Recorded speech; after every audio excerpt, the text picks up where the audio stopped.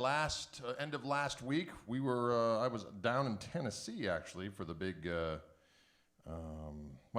controlled environment for the Woodshed guitar experience down there in Tennessee. Andy Wood put together with Joe Bonamassa and Brent Mason, Mark Lettieri, and Andy Timmons and myself. That was a good time, I got to tell you.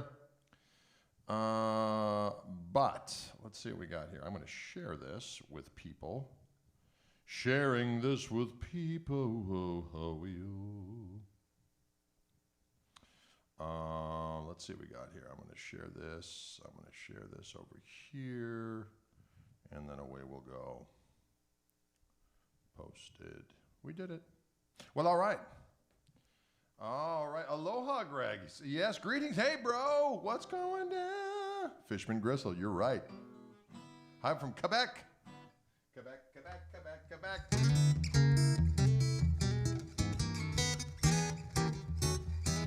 Hope you're all doing good.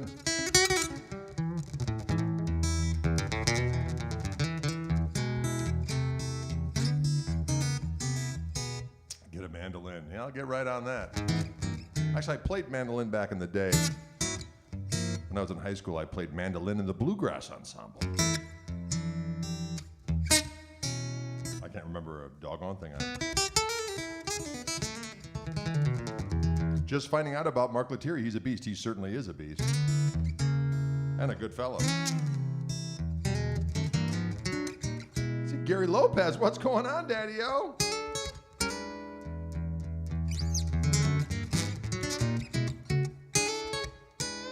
What axe are y'all wielding today? Well, today I've got...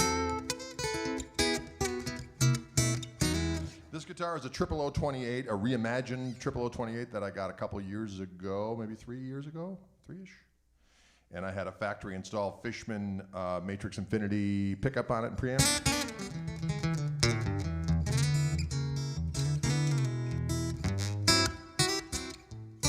And I'm going straight into the Fishman Loudbox Performer amplifier, ladies and gentlemen. With a curly cord, I might add. Sounds better that way, doesn't it? Curly cord. And then I have a SM57 microphone in front of it, and it just sounds good.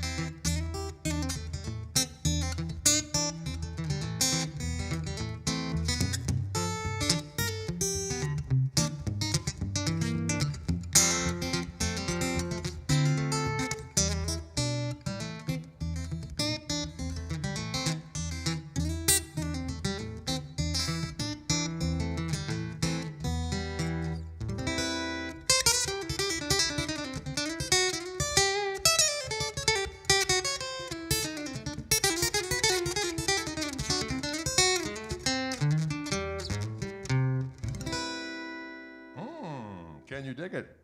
Is that a 000, ask bro? Is that a 000, ask bro? The answer to that question is yes. It is a 00028. The reimagined 00028. 000 Tascam board. It is a Model 24 that Tascam has set us up with. We've been enjoying it immensely, especially when we do the full band live streams. It comes in very handy to have all those channels, and it sounds great. So, can you dig it? What gauge strings am I using? Nah, I don't know. They're 12 through whatever. It's a light acoustic, a Diodario Phosphor Bronze light set.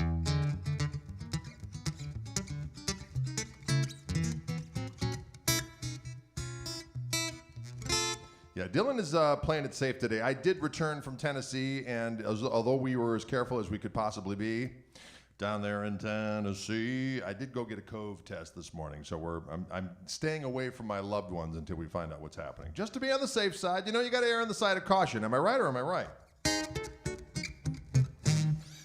Someone asks, will there be any footage of the Woodshed experience? There was some footage taken, and it will be, once it's processed, shall we say, you know, not like in a dark room like they used to do back in the day, but once they've compiled all the stuff, they're going to put each of our performances in a Dropbox, and we can do what we want with it. So I'm sure there's stuff coming.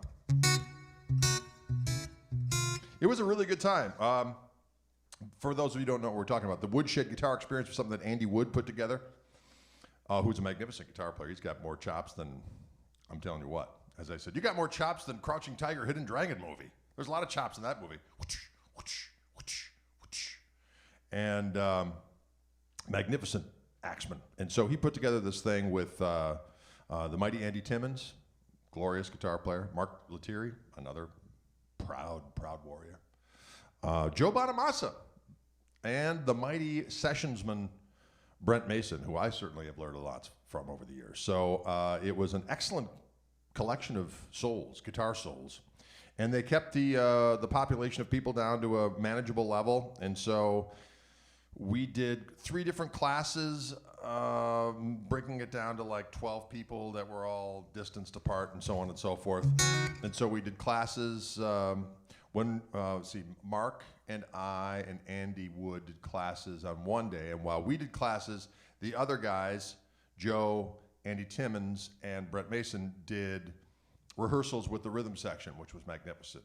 Jim Riley on drums, Adam Nitty on bass, and Travis Toy on that doggone pedal steel. He's a madman. And then after that evening, Andy has this kind of cool cover band that plays, you know, a bunch of old classic rock stuff and whatnot. And we all sat in with that band. We all would pick a tune. Andy would call us up, and then we all got in the end and played a turgid version of Mississippi Queen. You know what I mean. Oh. Well, I don't know what just happened to me. I transformed or devolved, one of the two. And then the next day, the other guys taught while we rehearsed, and the 3 tunes I picked, it was kind of funny. What tunes to pick? Well, I always try to keep it easy on rhythm sections because, you know, they got to learn everybody's stuff, so I try not to make it too hard. So I had charts of and MP3s loaded in my Dropbox of Welch's Grape, Dirty Old Bee, which is the same thing as Night Owl Now, and Sweet Tea. So I sent those guys that stuff, and those are the tunes that we did. And at the very end, so everyone did their set on that Saturday night. We all picked straws to find out who would go when. So I picked 4th. So I had to go after Mark Lettieri, Brent Mason, and Andy Timmons, which was frightening. So I went up and did my thing. It was a blast. The rhythm section was killer.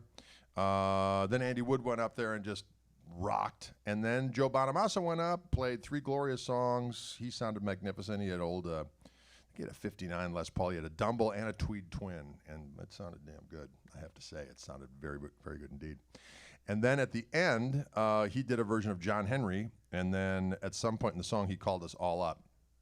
And we were all up on stage, and I was all the way to the left, and so by the everyone took a solo. So Mark Lettieri did a solo, and then Andy Timmons, and then I think it was Joe Bonamassa played, and then Andy Wood played, and then Brent Mason, and then I got to play. So as it's getting closer and closer to me, and I'm realizing that every note in Christendom or any other planet had already been played in every permutations of styles and so on and so forth, with varying degrees of gain and savagery, I thought, you know what? Maybe I'll just do a slide solo. That'll be different, and that was the right move to make. It was a different texture to end the onslaught. So that was all good.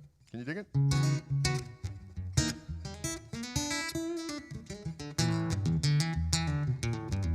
They had a singer there. The singer of Andy's band sang that's Mississippi Queen and all the other songs, which was good. And I didn't have to unleash the growler, my inner growler, which I don't mind doing. But it's also nice to, hang out.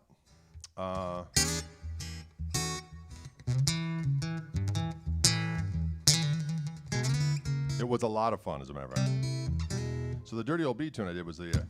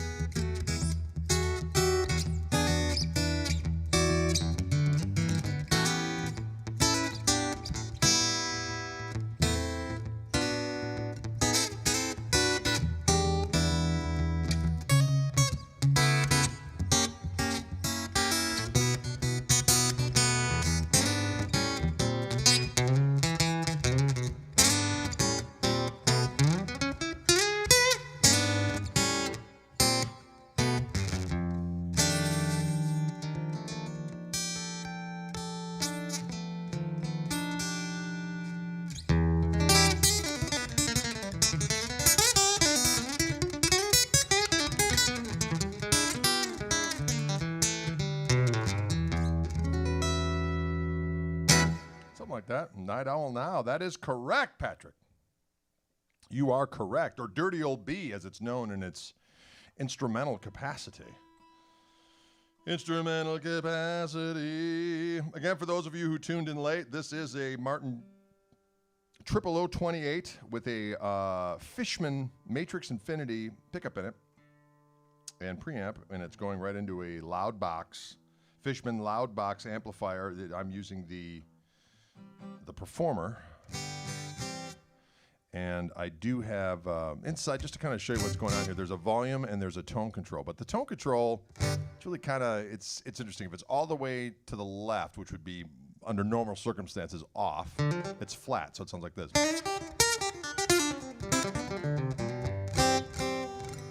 Okay, all the way to the right, which would be full up, is full scooped, so the highs are higher and the lows are lower. So I usually start there and go to a skosh over to the other direction. Until I find something I like.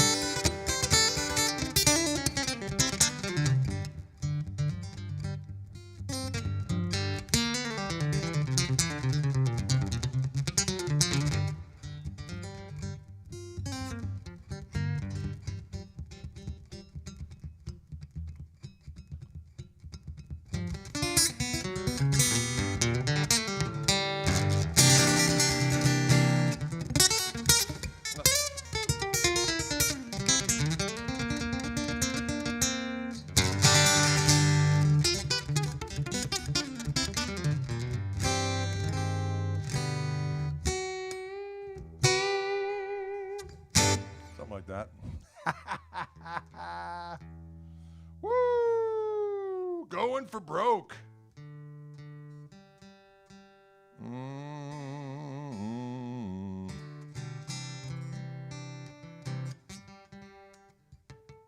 Ooh. Strange tunings in the orange room. Strange tunings in the orange room. How's everybody doing out there? You all right? You okay on this Monday?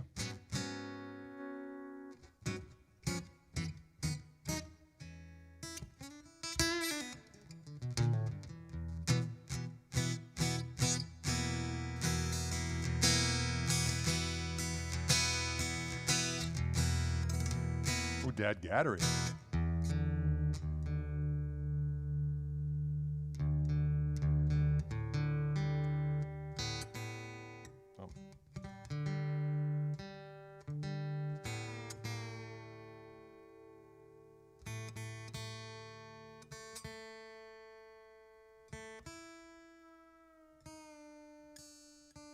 Someone requested the tune Dad Gattery off my acoustic Gristle Soup record. Acoustic Gristle Soup.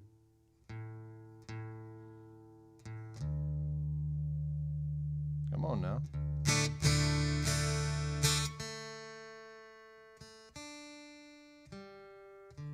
Well, I wish someone would like invent robotic tuners that could tune it. Never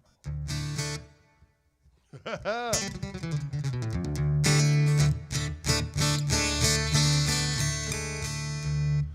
Someone asked, where can I get a hat like that? Strangely enough, you can buy them from my website at gregkoch.com, GregKoch.com.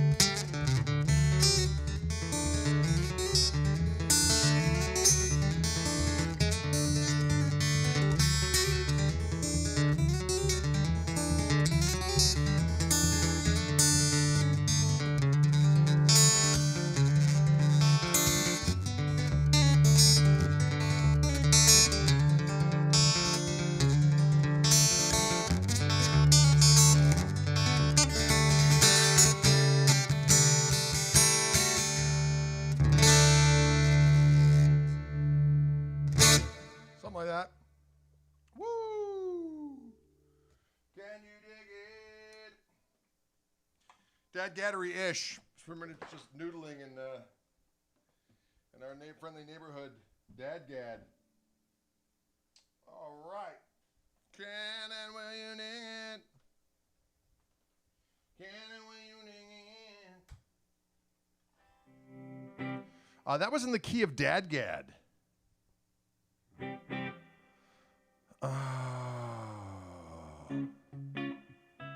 Jeff Jones had been thinking how cool it would be to see Greg, mine in Montgomery, and Leo. Oh, Lord have mercy. Actually, I've done gigs with the Mighty Monty. We're buds.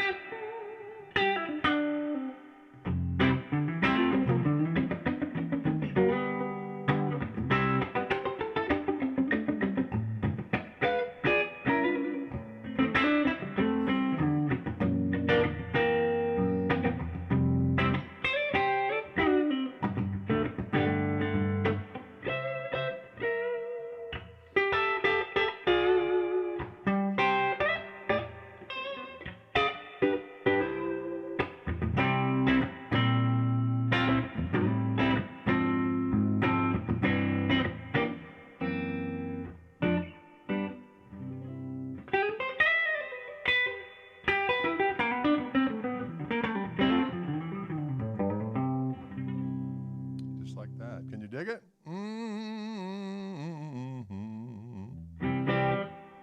Our little tune of mine called, what was that one called? Here We Go Again.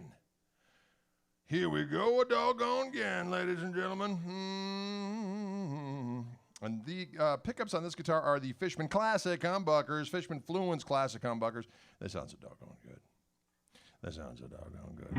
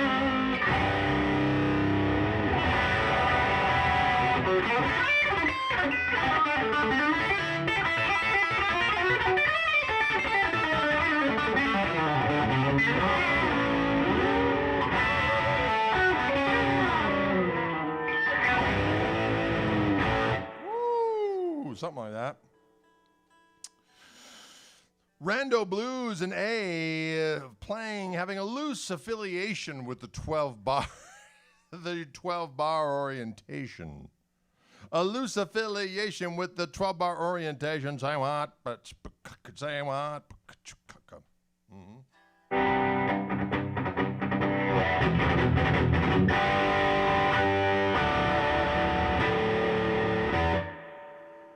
Greetings from Austin. Spider's back.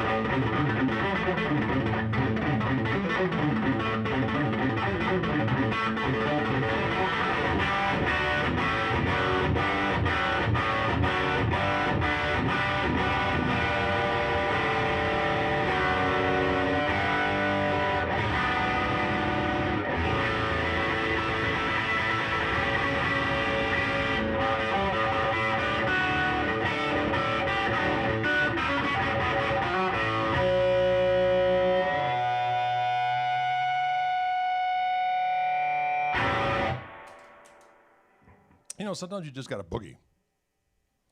Sometimes you just got to boogie, oogie, woogie. Get down, boogie, oogie, oogie. Get down, boogie, oogie. Again, this guitar has the Fishman Fluence classic humbuckers on it. I'm going straight into my diggity doggone the Greg amplifier from Koch Amplifiers. I got the second channel on. So this is the clean channel right here.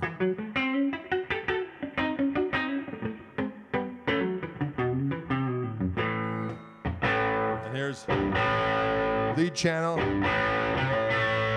Here's lead channel with the booth.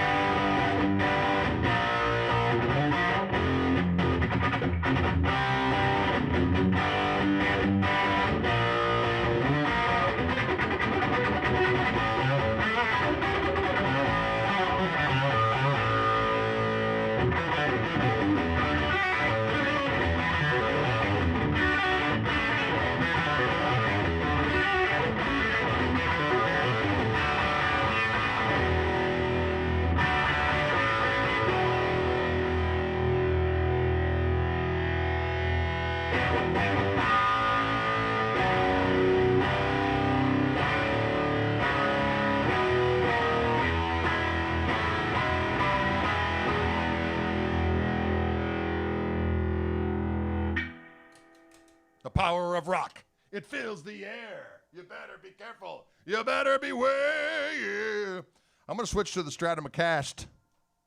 Ooh, the phone's ringing. Could it be law enforcement come in today? Saying, turn it down, you rascal in heat. Everyone around can smell the smoldering meat. Everyone around can smell the smoldering meat of gristle and sinew. Gristle and sinew, smoldering in the day. Gristle and sinew, every conceivable way. Oh, yes. What are the controls for boost? Just volume gain? No. These. You mean on the amp or the guitar? On the guitar. On the guitar, the tone controls pop up and down, and that releases the Kraken. The second voice of the pickups, which has got a little bit something, something. So on the bridge pickup, it goes from like a PAF. I'm talking about the classic humbuckers right now that are on that 335. Fishman Fluence classic humbuckers. Diggity doggone it. when I get that second voice in the bridge pickup, it goes from like something like a Seth Lover PAF to something more like overwound, like maybe a JB. Delicious. Can you dig it? On the Stratocaster, it goes from, on this tone control, it goes from being like a 54 Strat, and then it becomes more like a Texas special. Texas.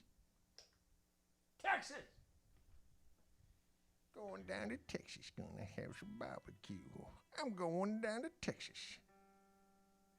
Song called Going Down to Texas, ladies and gentlemen. About a great voyage, about a great pilgrimage, if you will. I'm going down to Texas, gonna have some barbecue.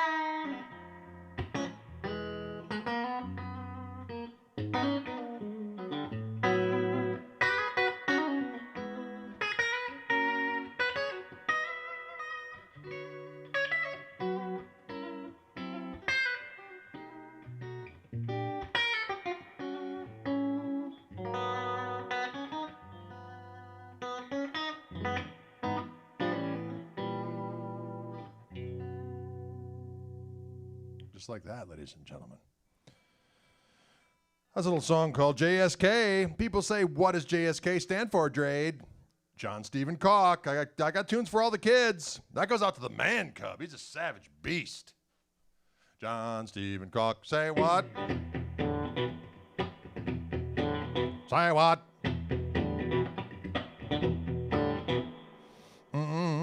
Texas. Someone's mentioned Texas out there.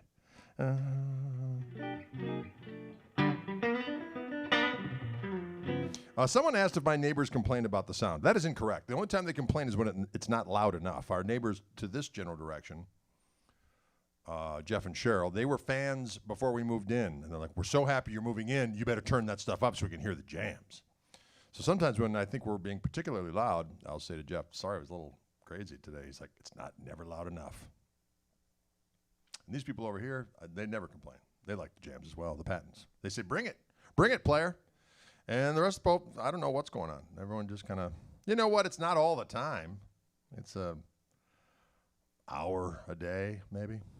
An hour a day. Do my siblings play? No, they do not. I am the youngest of 7 kids. Not a one of them engages in any kind of musical activity. They're fans of music, per se. Not to the mutant extent that I'm a fan of music, obviously, but, I was privy to all my brother's records. My mom was a piano-playing fiend, if we're honest about it. She had skills in the piano. I tell the story of she'd sit down, we had a baby grand piano at home, and she'd sit down, she'd start playing some stuff, and then I went away, I got older, and I'm a musician, and I'm going to college, and I come home from college, and it's Christmas time, and my mom's making a great feast for Christmas, and in between stuff, as it was percolating and preparing and simmering or whatnot, she'd sit down at the piano, and she'd start playing, and I'm like, let's see what my college music ears think of this stuff now. So she starts playing, I'm like, sounds pretty damn good. But I didn't recognize any of the melodies, per se, as she's playing these different songs and different... I said, hey, Ma, what are those tunes you're playing? Because I'm thinking she took piano lessons, in the 40s, late 30s, 40s? So I'm thinking maybe these are songs I don't recognize from that era. And I said, Mom, what are those tunes you're playing? She's like, oh, I just make it up as I go along. And I went, I thought, whoa, Mama's got skills. Can you dig it? I wish I had such subtle mastery with a twang bar. Last every time I operate the bar, I have to stop playing guitar, manipulate the bar. Well, you know what? It's a pain in the body, and I'm not going to lie to you. The wiggle, Mr. Wiggles, as I call the whammy bar. I like to have a floating tremolo bar so I can get that low.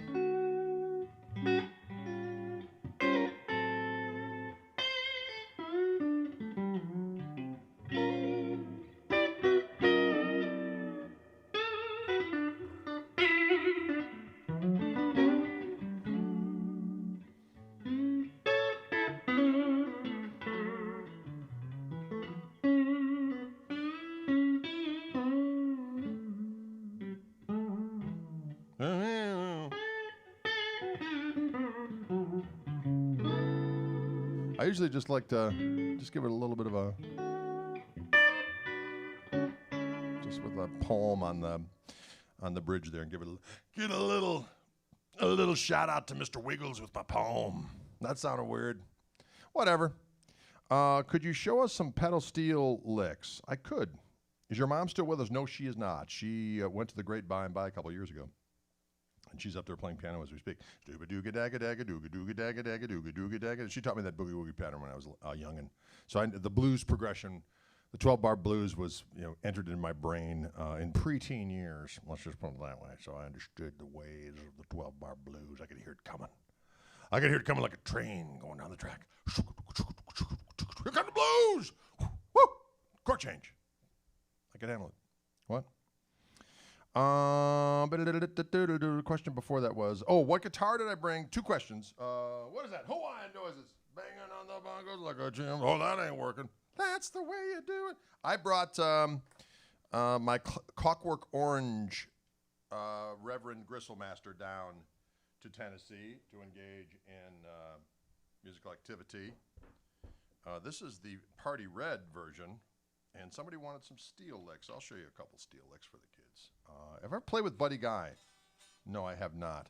This guitar's a little out of tune because I adjusted the string tree. So I'm going to fix this up in a damn hurry.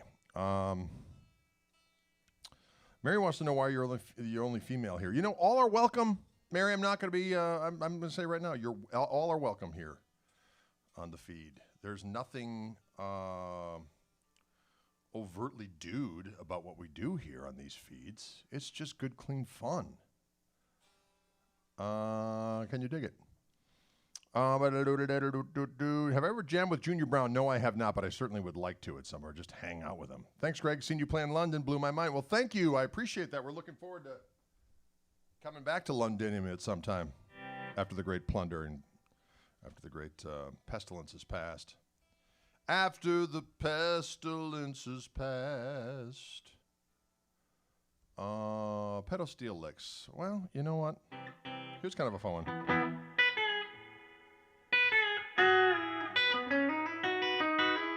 So here's E. Okay. That's right. You're right, Patrick. Genia usually is here. So I'm bending up that B string there at the 9th fret, just up a half step. It's pre-bent. So I hit this note here, this B note, and the E string at the 7th fret. I'm hitting that, and then I'm hitting the B string pre-bent. I'm letting both ring. And then I'm bending up both the G string and the B string there at the 9th fret. Or you can go like.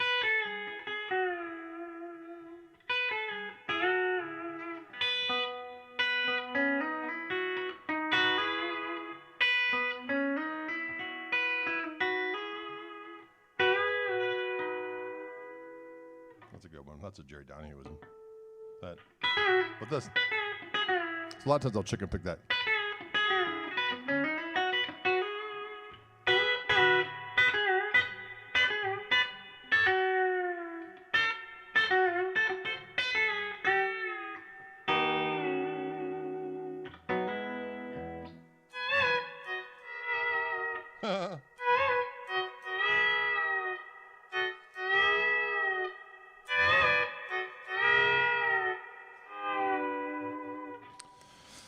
Have I ever played with Robin Trower? I have not. I've done gigs with Robin Trower. Our band has opened up for him on a couple different occasions, but I never actually spoke with him, even saw him come in. We did our thing, got out, or were sequestered in our little place of shame, and then he went out and did his thing. So I've never hung out with Robin Trower.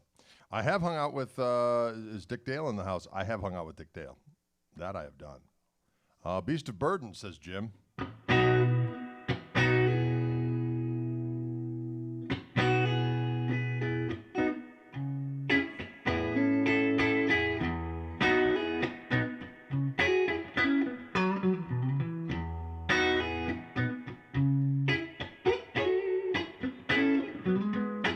Right? Kevin says, expecting today's mail delivery any minute with acoustic gristle soup, unrepentant. Oh, excellent. Well, I hope you enjoy those. Yes, for people who are interested in any of my wares, that sounds strange. But at my website at gregkoch.com, you can get all the CDs. I've got a bunch of instructional materials, both with video or with audio, with tabbed out stuff, with regular notation. 17 books, videos, and or books with videos or books with audio. So check it out.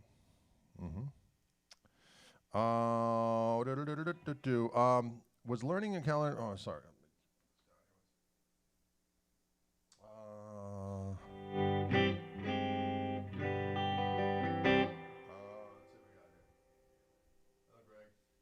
When will you play the fuzz? Our world introduces the fine BSM jingle jangle pedals to us. Ooh. You know what? I just don't have any pedals plugged in right now because everything my amp does, in between the guitar and the amp, I got all the different hues of filth that I want, which is kind of nice.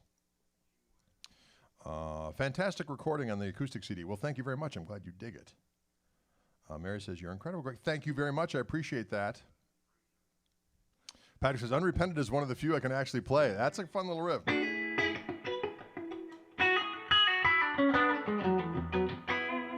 Ian asks, any prognostications as to when we'll see your P90 Fluent set hit the market? From what I understand, they will arrive in November or December-ish, and then they will be installed in the Reverend Gristle Master that will be for the P90. So that's the Gibson scale one with the set neck and the Bigsby and the Hello Brain and the Ebony Fingerboard. So I think that guitar is going to come out in January. I think I'm going to get them in January, and then they're actually going to be in stores in February. I think that's the gist. So I would imagine that the pickups, the standalone pickups, will be available in a similar time frame. Does that make sense? Alberto says, I love Foolish Mortals. So, thank you very much. I'm glad you dig it. That was a fun song back in the day. Foolish Mortals is the one that goes up.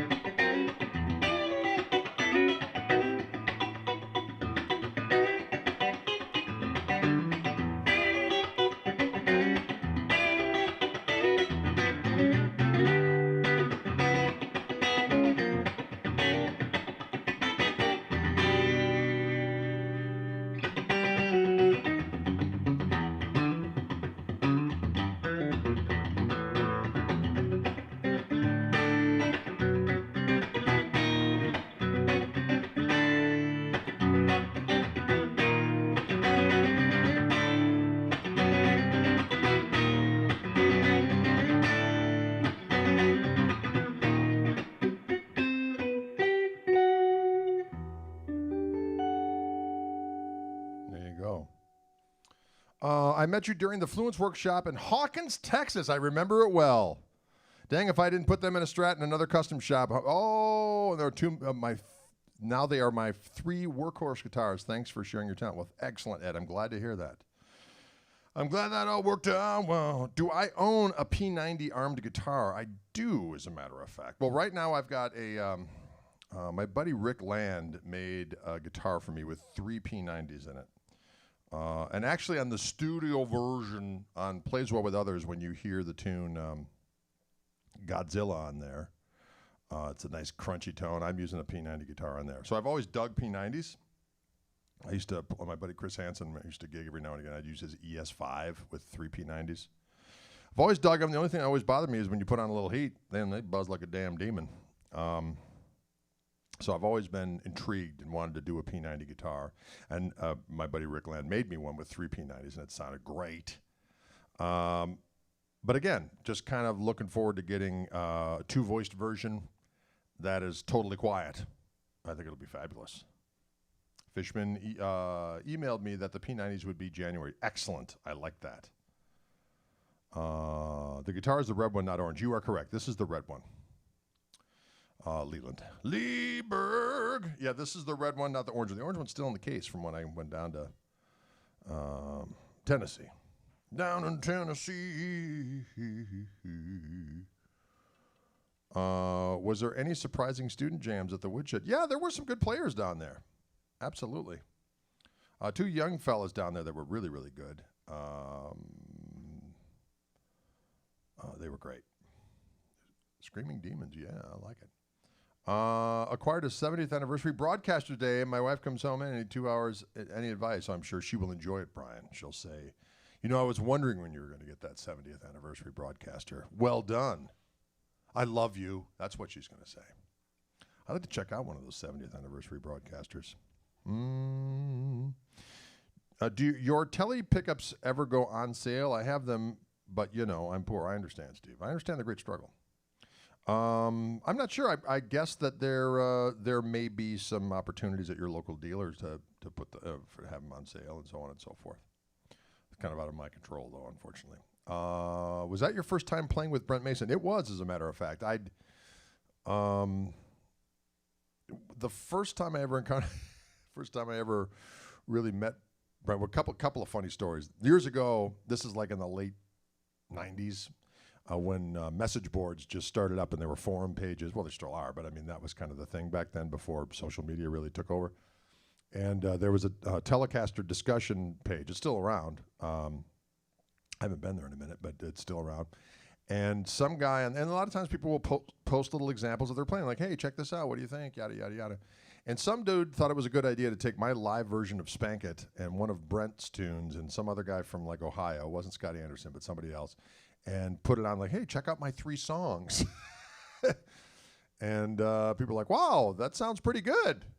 And then he got called out on it. And I think Brent was the first one to find out. I was like, hey, dude, that's my song. And so anyway, that was kind of our first time. Then he heard my thing. It's like, well, you know, so there was some knowledge then, at least, of our mutual existence. Of course, I knew who he was, but he found out who I was then.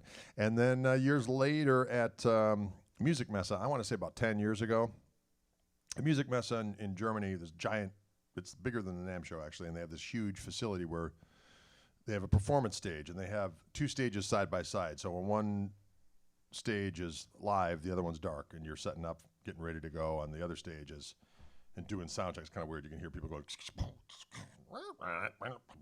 as you're doing your thing. So we were playing, I think it was me and Roscoe Beck and maybe Mark Schulman doing a thing. And I'd always do versions of Folsom Prison Blues because it's easy and it's always fun. And I do that little train thing, you know. And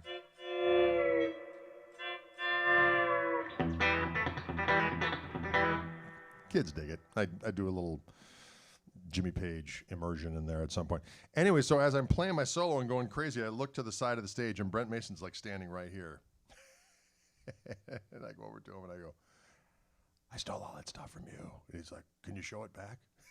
It was kind of funny. It was a funny moment.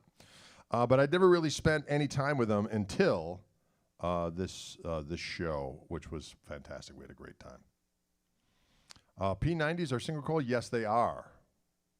They are. It's a big coil too, Jay. That's why they are. When you add a little height, they get a little noisy.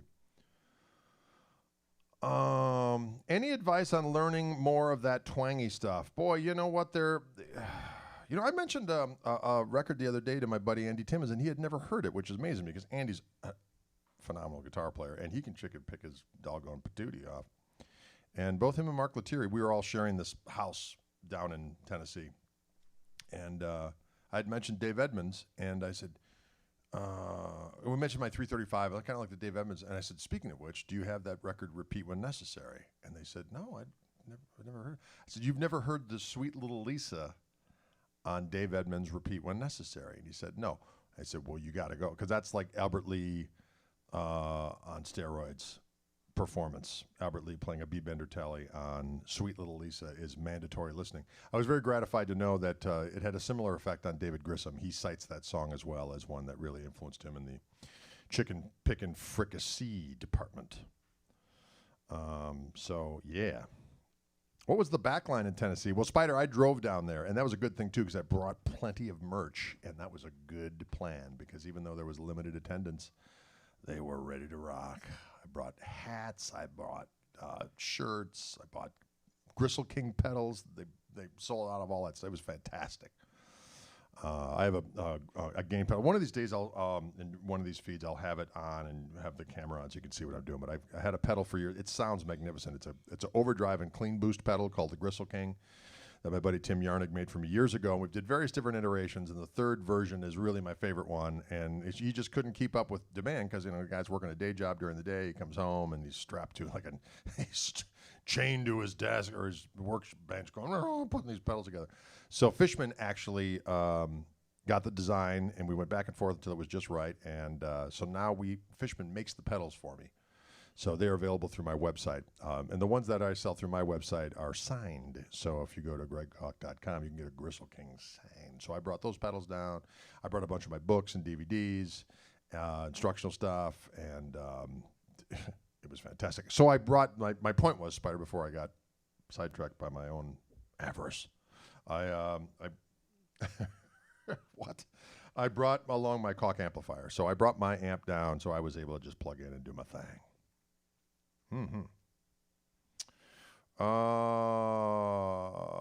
Okay, Lucky Licks wants to know, please give me a list of 10 records from the top of your head you think I should listen to right away. Well, for the chicken picking stuff, For the chicken picking, just kind of countryish stuff, I would definitely say that Repeat When Necessary record. Billy Bremner is on that record as well. Dave Edmunds plays great. But that Albert Lee cut alone is worth the price of admission. Albert Lee has 2 instrumental records that were very influential on me. One was called Gagged But Not Bound, and the other one was called Speechless. Both of those are required listening. Any of the Live Birds with Clarence White, I would recommend highly. There is one from 1968 at the Fillmore East, I believe. I would check that out, the live stuff especially, because he just kind of unleashes B-Bender goodness. I would say the first Roy Buchanan record would be a good one to get. Just all of them are good, but that record in particular is just it's got a sweet spot for me. I got a sweet spot for it, I should say. I would say Highways and Heartaches by Ricky Skaggs with the mighty Ray Flack on guitar. I would say Unfinished Business with Danny Gatton. Is that 10? I would also say first Dire Straits record, Chicken Pickin' Fricassee. Actually, any of the Dire Straits, but that one in particular is just pared down and glorious. There you have it. The Helicasters record is great. Did someone mention? I did listen to that record a bunch.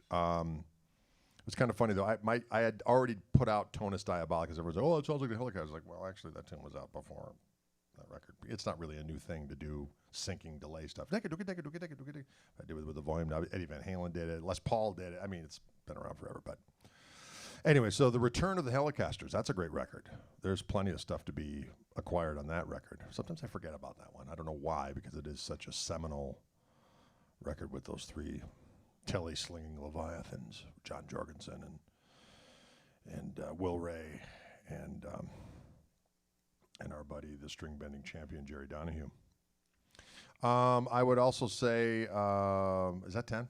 That might have been 10. I would say the first Steve Morris solo record is great, too. There's a tune on there called General Lee with Albert Lee on it, and him and Steve Morris go back and forth. It's very satisfying. There you go. There you go. Anything by the Helicasters. Well, there's only 2, Spider, as far as I know. There's Return of the Helicasters, and then there's the whatever the second one was called. There was only 2 of their records, I think, right? Yeah, they only did 2.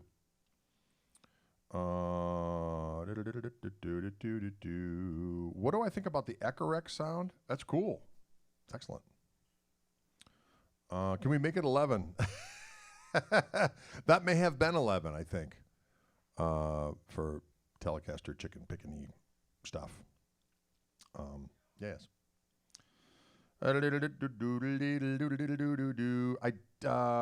Johnny Highland, of course, is magnificent. But you gotta remember, that was all, I mean, we're talking about the stuff I listened to way back in the day. Any of Johnny Highland stuff would be great. Like that Daniel Donato just put out a record. I bet that's chock full of goodness. Of course, Brent Mason stuff is fantastic.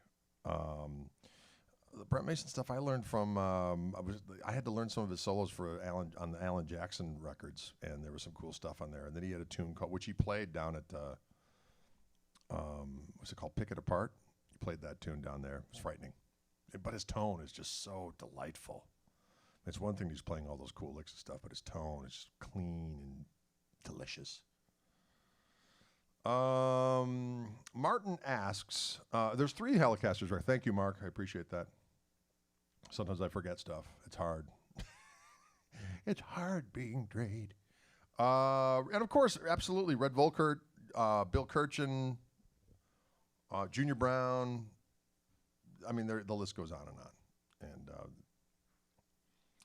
And he does play clean. Yeah, Johnny Highland is a machine. It's just immaculate chicken picking at breakneck speed. Immaculate technique. You know, Andy Wood has got immaculate technique. That's some bitch. I'll tell you what. He's. I told you earlier, he's got more chops than Crouching Tiger, Hidden Dragon. I don't know what those sounds were, but you get the idea. There you go. Well, listen, folks, it's about that time. I went a little over today. Got so excited about the 10 records that turned into 100. So thanks for tuning in. Jimmy Bryant, of course, Eddie.